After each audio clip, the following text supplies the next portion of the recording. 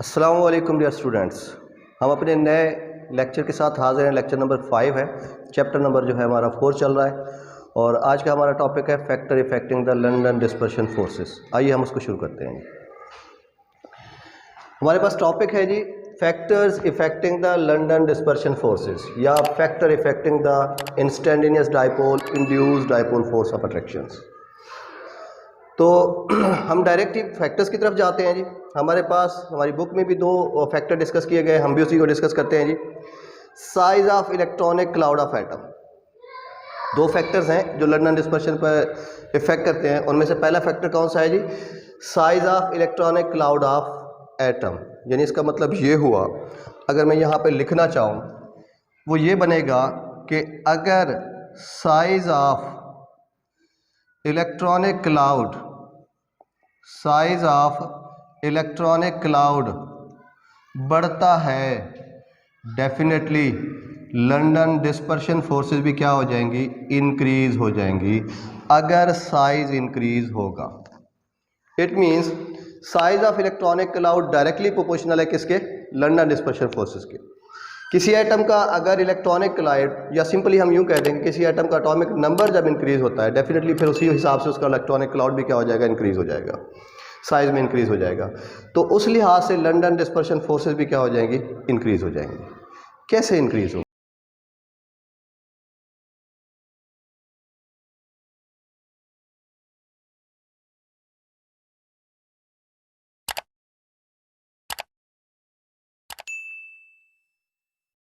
ऐसा कैसे होता है? एक्सप्लेनेशन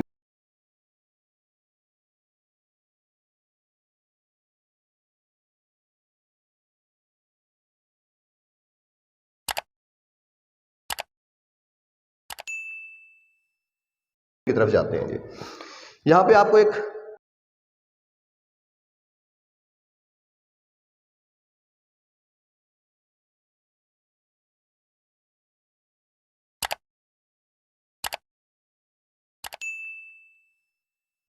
टेबल हमने दिखाया है नोबल गैसेस का, जो कि पीरियोडिक टेबल का 8वां ग्रुप है और उसमें सारी जो हैं गैसेस हैं कौन कौन सी हैं जी? हीलियम है, नियॉन है, आर्गॉन है, क्रिप्टॉन है, जीनॉन है और रेडॉन है। डेटे से साफ दिखता है कि हीलियम का जो बॉइलिंग पॉइंट है वो -268.8 है, जबकि नियॉन का -245.9 डिग्री सेंटीग्रेड है, आर्गॉन का -185.7 डिग्री सेंटीग्रेड है। उसके बाद जो क्रिप्टॉन का है वो -52.3 डिग्री सेंटीग्रेड है, जीनॉन का -107.1 डिग्री सेंटीग्रेड है और रेडॉन का -61.8 डिग्री सेंटीग्रेड है। ये टेबल हमें क्या बता रहा है? ये टेबल ये बता रहा है कि boiling point increases, boiling point increase हो रहा है डाउन द ग्रुप। भाई ऐसा क्या हो रहा है तो नोबल गैसेस ना। और आपको पता है ये जो ग्रुप 8A एलिमेंट्स हैं, ग्रुप 8A एलिमेंट्स, इनको नोबल गैसेस कहा जाता है। और ये भी आपको पता होना चाहिए कि ये जो नोबल गैसेस होती हैं ये बेसिकली क्या होती हैं? नॉन पोलर होती हैं। अब जो चीज़ है ही नॉन पोलर, वहाँ पे फोर्सेस ऑफ अट्रैक्शन कैसे? तो हम पहले पढ़ चुके हैं कि जब नॉन पोलर की बात करते हैं तो नॉन पोलर में डोमिनेटिंग फोर्सेस ऑफ अट्रैक्शंस होती हैं, वो होती है लंदन डिस्पर्शन फोर्सेस। यानी एटम्स एक दूसरे के इलेक्ट्रॉनिक क्लाउड को क्या करते हैं? डिस्टर्ब करते हैं, डिस्टॉर्ट करते हैं, जिसकी वजह से वहाँ पे पोलराइजेबिलिटी पैदा हो जाती है। तो इसका मतलब नोबल गैसेस में हो क्या रहा है? नोबल गैसेस में हो ये रहा है कि डाउन द ग्रुप में साइज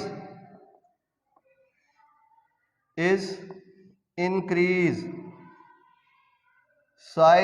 इंक्रीजिंग, साइज बढ़ रहा है बेटा। डाउन द ग्रुप साइज क्या हो रहा है? बढ़ रहा है। इसका मतलब नोबल गैसेस में हीलियम से लेकर रेडॉन तक साइज क्या हो रहा है? इंक्रीज हो रहा है, क्योंकि हीलियम का एटॉमिक नंबर 2 है, नियॉन का 10 है, इसका 18 है, तो एटॉमिक नंबर क्या हो रहा है? बढ़ रहा है। एटॉमिक नंबर बढ़ेगा तो एटॉमिक साइज बढ़ेगा, इलेक्ट्रॉनिक क्लाउड का साइज बढ़ेगा। जब इलेक्ट्रॉनिक साइज बढ़ेगा तो फिर आगे देखते हैं क्या होगा। देखें जी, हमने कहा नॉन पोलर है, नोबल गैसेस नॉन पोलर हैं, और ऊपर से नीचे इनका साइज क्या हो रहा है, इंक्रीज हो रहा है। होता क्या है, हम कहते हैं जी व्हेन साइज इंक्रीज, जब साइज बढ़ता है,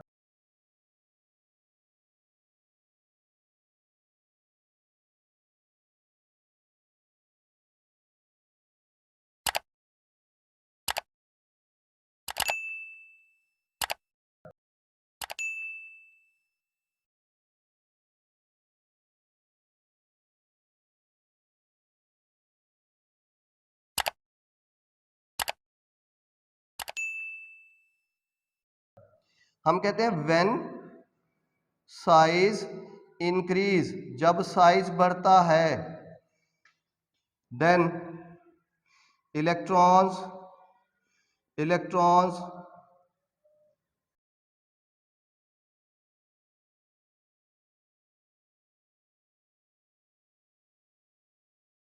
मूव अवे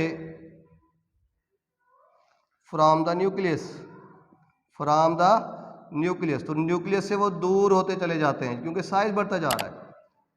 अच्छा जी, एंड व्हेन दे कोलाइड, और जब क्या करते हैं, स्ट्राइक करते हैं, कोलाइड करते हैं, देयर कुलियन फ्रीक्वेंसी, या हम यूं कह दें कुलियन रेशो, कुलियन फ्रीक्वेंसी या फिर कुलियन रेशो, ये क्या हो जाती है, बढ़ जाती है। कुलियन रेशो इंक्रीज हो जाती है। जब ये इंक्रीज हो जाती है, इससे क्या होता है, इलेक्ट्रॉनिक क्लाउड डिस्टॉर्शन, यानी इलेक्ट्रॉनिक क्लाउड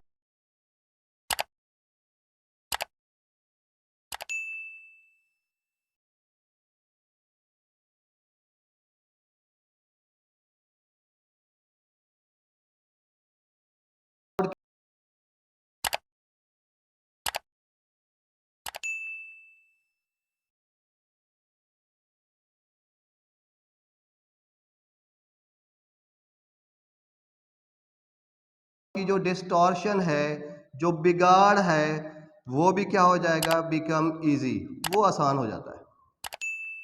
और जब एक एटम दूसरे एटम के इलेक्ट्रॉनिक क्लाउड को ज़्यादा आसानी से डिस्टॉर्ट करता है, तो वहाँ पे एक फोर्स पैदा होती है, वहाँ पे एक नई चीज़ पैदा होती है जिसको कहते हैं पोलराइजेबिलिटी।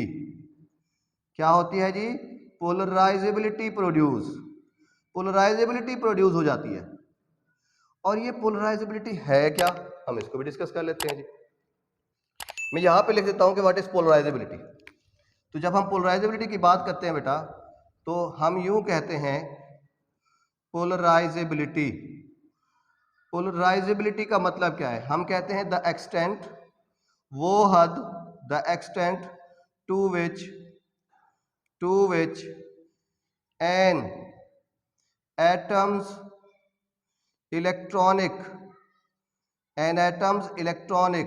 क्लाउड डिस्टॉर्ट, बिगाड़ पैदा करता है, distort the other atom electronic cloud, दूसरे एटम के इलेक्ट्रॉनिक क्लाउड को डिस्टॉर्ट करता है। उसकी हद क्या कहलाती है, पोलराइजेबिलिटी। जब एक एटम दूसरे एटम के इलेक्ट्रॉनिक क्लाउड को डिस्टर्ब करता है, डिस्टॉर्शन पैदा करता है, वो हद, वो एक्सटेंट क्या कहलाती है, पोलराइजेबिलिटी। और ये पोलराइजेबिलिटी किसके ऊपर डायरेक्टली प्रोपोर्शनल है, मैं यहां पे लिख भी देता हूं कि पोलराइजेबिलिटी, जो हमारे पास पोलराइजेबिलिटी है वो क्या है, डायरेक्टली प्रोपोर्शनल है। पोलराइजेबिलिटी वो डायरेक्टली प्रोपोर्शनल है किसके, साइज ऑफ इलेक्ट्रॉनिक क्लाउड के, साइज ऑफ इलेक्ट्रॉनिक क्लाउड। तो जितना इलेक्ट्रॉनिक क्लाउड ज्यादा होगा, पोलराइजेबिलिटी ज्यादा होगी। ठीक हो गया जी। इसका मतलब इलेक्ट्रॉनिक क्लाउड ज्यादा तो पोलराइजेबिलिटी ज्यादा। इसका मतलब यह हुआ जब पोलराइजेबिलिटी ज्यादा, इलेक्ट्रॉनिक क्लाउड ज्यादा, पोलराइजेबिलिटी ज्यादा। जब पोलराइजेबिलिटी ज्यादा तो लंदन डिस्पर्शन फोर्सेस ज़्यादा, यानी मैं अगर यहाँ पे साइन भी डाल दूँ directly proportional, size of electronic cloud polarisability के डायरेक्टली प्रोपोर्शनल है, और पोलराइजेबिलिटी डायरेक्टली प्रोपोर्शनल है लंदन डिस्पर्शन फोर्सेस के। फिर London dispersion forces directly proportional है किसके? बॉइलिंग पॉइंट के। मतलब जितना साइज ऑफ इलेक्ट्रॉनिक क्लाउड बढ़ेगा उतना पोलराइजेबिलिटी बढ़ेगी, जितना पोलराइजेबिलिटी बढ़ेगी उतना लंदन डिस्पर्शन फोर्सेस बढ़ेगी, जितना लंदन डिस्पर्शन फोर्सेस बढ़ेंगी उतना बॉइलिंग पॉइंट बढ़ेगा। तो यहाँ से ये बात हमने सीखी कि क्योंकि हीलियम से रेडॉन तक साइज बढ़ रहा है, इलेक्ट्रॉनिक क्लाउड बढ़ रहा है, इलेक्ट्रॉनिक क्लाउड बढ़ने की वजह से, साइज बढ़ने की वजह से कुलियन फ्रीक्वेंसी या कुलियन रेशियो बढ़ रही है। जब कुलियन रेशियो बढ़ रही है तो इलेक्ट्रॉनिक क्लाउड की डिस्टॉर्शन आसान से आसान होती जा रही है। जब वो ज़्यादा आसान से आसान होती जा रही है तो पोलराइजेबिलिटी के पैदा होने के चांसेस भी मैक्सिमम होते जा रहे हैं, और जब पोलराइजेबिलिटी मैक्सिमम हो रही है लंदन डिस्पर्शन फोर्सेस बढ़ती जा रही हैं, और जब लंदन डिस्पर्शन फोर्सेस बढ़ती जा रही हैं तो बॉइलिंग पॉइंट भी क्या होता जा रहा है? बढ़ता जा रहा है। इसका मतलब हमारे पास नोबल गैसेस में साइज बढ़ने की वजह से पोलराइजेबिलिटी बढ़ी, पोलराइजेबिलिटी ने इफेक्ट किया लंदन डिस्पर्शन फोर्सेस को, लंदन डिस्पर्शन फोर्सेस बढ़ी तो बॉइलिंग पॉइंट्स भी ऊपर से नीचे बढ़ गए। इसीलिए the least boiling point is, ये लीस्ट बॉइलिंग पॉइंट किसका है बेटा? वो है मेरा बेटा हीलियम का। और मोस्ट बॉइलिंग पॉइंट किसका है? मोस्ट हाई बॉइलिंग पॉइंट, वो हाई बॉइलिंग पॉइंट जो है वो किसका है बेटा? वो है रेडॉन का, रेडॉन का।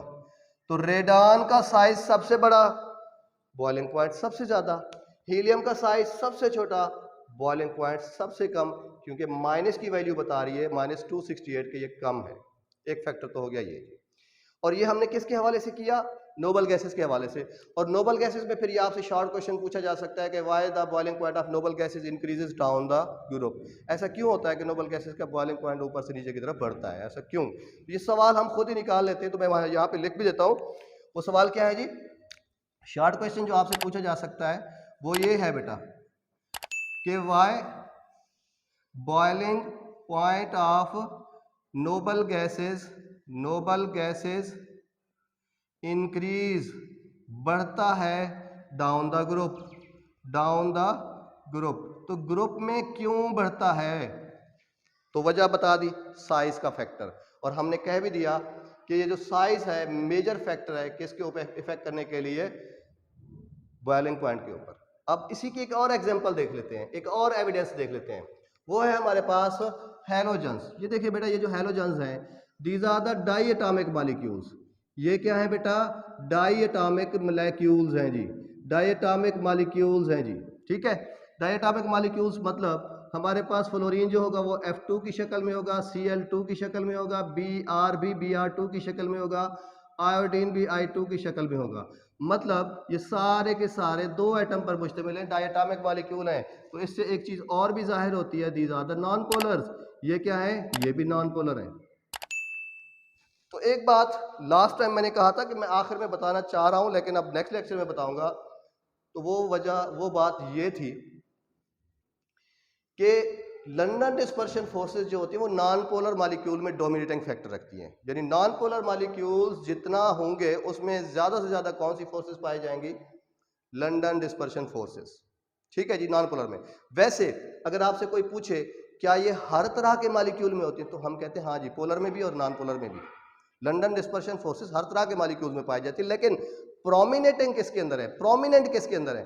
प्रोमिनेंट नॉन पोलर मॉलिक्यूल्स के अंदर है, यानी नोबल गैसेस और हैलोजेंस। तो हैलोजेंस के बारे में भी देखें आप लोग, यहाँ पे तो ज्यादा डोमिनेटिंग फैक्टर नजर आ रहा है कि फ्लोरीन क्या है मेरे पास? ये फ्लोरीन मेरे पास गैस है, मेरे पास क्लोरीन क्या है? गैस है, मेरे पास ब्रोमीन क्या है? लिक्विड है, मेरे पास आयोडीन क्या है? सॉलिड है, मेरे पास एस्टाडीन क्या है? मेटलॉइड है। इसका मतलब यहाँ तो लंदन डिस्पर्शन फोर्सेस इतनी स्ट्रांग है कि इन्होंने स्टेट को भी नहीं छोड़ा, मतलब स्टेट ऑफ एलिमेंट भी चेंज कर दी। गैस से लिक्विड, लिक्विड से सॉलिड, सॉलिड से मेटलॉइड। यानी एक चीज जो गैस थी वो पहले लिक्विड में इन्हीं फोर्सेस की वजह से तब्दील हुई, फिर वो इतनी स्ट्रांग हो गई कि सॉलिडिफाई हो गई, और फिर वो इतनी स्ट्रांग हो गई कि मेटलॉइड बन गए। यहां पे भी हमें नजर आ रहा है फ्लोरीन का बॉइलिंग पॉइंट -188 से शुरू हो रहा है, यानी सबसे लो है, और एस्टाटीन का बॉइलिंग पॉइंट जो है वो 337 है। मतलब यहाँ पे भी कौन सा फैक्टर आपको वाज़े नजर आ रहा है, size of atom, size of atom. तो एटम का साइज ऊपर से नीचे बढ़ रहा है, तो इसी वजह से यहाँ पे बॉइलिंग पॉइंट भी क्या हो रहा है, इंक्रीज हो रहा है। कहाँ से शुरू हो रहा है, -188 से 337 पे, क्योंकि फ्लोरीन का साइज छोटा और एस्टाटीन का साइज सबसे बड़ा। और फिर स्ट्रेट पे भी इफेक्ट पड़ रहा है कि गैस से लिक्विड, लिक्विड से सॉलिड, सॉलिड से आखिर में मेटलॉइड हो गई। इसका मतलब ये हुआ, ये इतनी डोमिनेट हो गई कि इन्होंने स्टेट को भी चेंज कर दिया। जहाँ पे बॉइलिंग पॉइंट पे इफेक्ट कर रही है, वहाँ पे इन्होंने स्टेट को भी चेंज कर दिया। जब हमारे पास चीज़ गैस से लिक्विड, लिक्विड से सॉलिड में चली जाएगी, डेफिनेटली उसका बॉइलिंग पॉइंट भी क्या हो जाएगा, इंक्रीज हो जाएगा। इंशाल्लाह फर्दर लेक्चर तक अल्लाह हाफिज़। तो आपसे आखिर में एक गुजारिश वही जो होती है हर दफ़ा कि हमारे चैनल को सब्सक्राइब करें, लाइक करें, शेयर करें और कमेंट ज़रूर कीजिएगा। अल्लाह हाफ़िज़।